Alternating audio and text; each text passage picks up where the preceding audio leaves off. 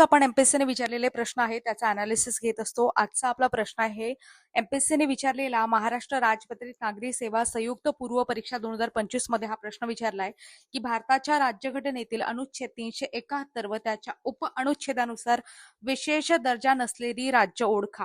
असा प्रश्न विचारलेला आहे. प्रश्न एकदम साधा सोपा आहे. भारतीय राज्यघटना यावर आधारित हा प्रश्न आहे. मध्ये काय काय दिलंय? नागालँड, आसाम, त्याच्यानंतर दुसऱ्यामध्ये सांगितलंय मणिपूर, सिक्कीम, तिसऱ्यामध्ये सांगितलंय मिझोरम, नागालँड, चौथ्यामध्ये सांगितलंय त्रिपुरा आणि झारखंड. आता या प्रश्नाचं उत्तर तुम्हाला येणार आहे. त्यासाठी मी तुम्हाला आधी इन्फॉर्मेशन सांगणार आहे आणि तुम्हालाच या प्रश्नाचं उत्तर येणार आहे. चला आता इन्फॉर्मेशन पाहू. अधिक माहितीसाठी तुम्ही आपल्या चॅनलला सबस्क्राईब करू शकता. शिवाय आपलं टेलिग्राम सुद्धा आहे स्पर्धा विश्व ऑफिशियल, ते जॉईन करू शकता. दररोज तुम्हाला अपडेट तिथे मिळतीलच. बाकीच्या सुद्धा सरळ सेवा एक्झाम आहे किंवा बाकीच्या एक्झाम आहे त्या आता एमपीएससी थ्रू होणार आहे आणि समोर सुद्धा तुम्हाला एक ऑथेंटिक डेटा म्हणून हे चॅनल आहे ते उपयुक्त ठरणार आहे. चला आता माहिती घेऊ. भारतीय संविधानानुसार अनुच्छेद 371 आर्टिकल 371 काही विशिष्ट राज्यांना विशेष दर्जा, विशेष अधिकार आहेत ते प्रदान करते. आता यामध्ये आपण बघितलं, आता हे लिस्ट आहे कोणत्या भागामध्ये सांगितलं आहे? घटनेच्या भाग 21 मध्ये सांगितलेले आहे. तात्पुरत्या, संक्रमणकालीन आणि विशेष तरतुदी म्हणजे टेम्पररी, ट्रान्झिशनल अँड सोशल प्रोव्हिजन असं याचं नाव आहे. हे तुम्ही पाहू शकता. या भागामध्ये अनुच्छेद 369 ते 392 पर्यंतच्या कलमांचा समावेश आहे. किती? 369 ते 392 पर्यंतच्या. आणि 371 यावर आपल्याला प्रश्न विचारलेला आहे. 371 ते 371 जे अंतर्गत एकूण 12 राज्यांना विशेष तरतुदी लागू आहेत.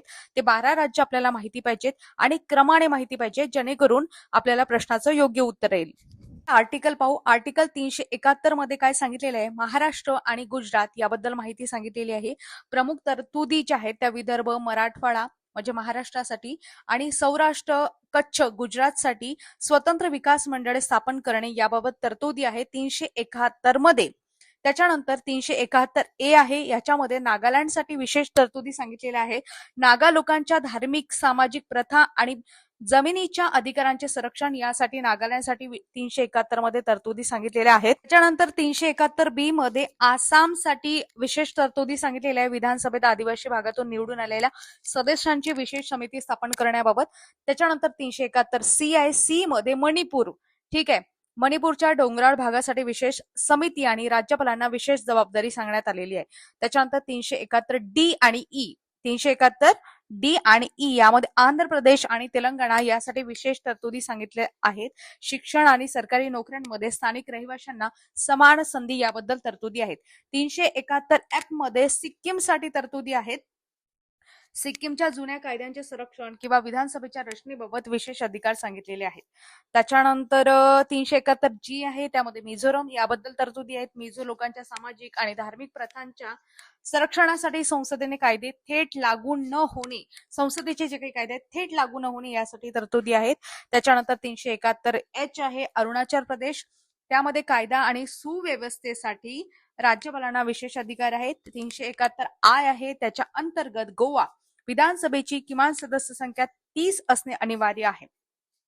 त्याच्यानंतर 371 जे यामध्ये कर्नाटकसाठी विशेष तरतुदी आहेत. हैदराबाद कर्नाटक भागासाठी स्वतंत्र विकास मंडळ आणि स्थानिक आरक्षण या अंतर्गत सांगितलेले आहे.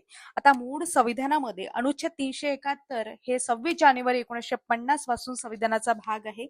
हे सुद्धा आपल्याला माहिती पाहिजे. 371 ए ते 371 जे ही कलमे नंतर दुरुस्तीद्वारे जोडण्यात आलेली आहेत. हे सुद्धा तुम्हाला ऍडिशनल माहिती सांगत आहेत. चला मग आता तुम्ही इन्फॉर्मेशन ऐकली, इन्फॉर्मेशन तुम्हाला समजली आणि आता आपण प्रश्न बघणार आहोत. प्रश्नामध्ये काय विचारलेलं आहे की भारताच्या राज्यघटनेतील अनुच्छेद 371 व त्याच्या उप अनुच्छेदानुसार विशेष दर्जा नसलेली राज्य ओळखा. आता मला सांगा नागालँडला विशेष दर्जा आहे, तो किती मध्ये सांगितलाय? 71 ए मध्ये सांगितलंय. परत रिव्हिजन होते तुमची. त्याच्यानंतर 371 बी मध्ये आसामसाठी सांगितलेलं आहे.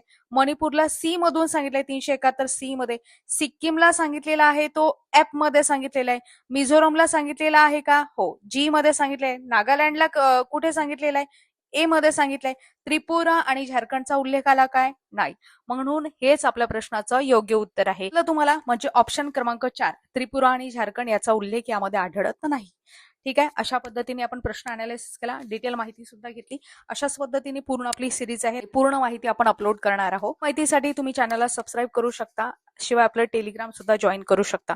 आता तुमच्यासाठी प्रश्न आहे, प्रश्न असा आहे की अनुच्छेद 371 आणि त्याच्या संबंधित विशेष तरतुदी भारतीय राज्यघटनेच्या संविधानाच्या कोणत्या भागामध्ये सांगितलेल्या आहेत? तुम्ही व्यवस्थित ऐकलं असेल तर या प्रश्नाचं उत्तर तुम्हाला येईल. तसंच आणखी ऍडिशनल की भारतीय राज्यघटनेमध्ये जेव्हा राज्यघटना तयार झाली त्यावेळेस किती भाग होते आणि सध्या किती भाग आहेत हे सुद्धा तुम्हाला कमेंट बॉक्समध्ये सांगायचं आहे. यासोबतच तुम्हाला जर परिशिष्ट यांच्याबद्दल सुद्धा माहिती असेल तर ते सुद्धा सांगा की भारतीय राज्यघटनेमध्ये जेव्हा राज्यघटना तयार झाली तेव्हा इतके परिशिष्ट होते आणि आज इतके परिशिष्ट आहेत. किती परिशिष्टांचा समावेश झालेला आहे हे सुद्धा तुम्हाला कमेंट बॉक्समध्ये सांगता येईल. तर नक्की सांगा. अधिक माहितीसाठी चॅनलला नक्की सबस्क्राईब करा. धन्यवाद.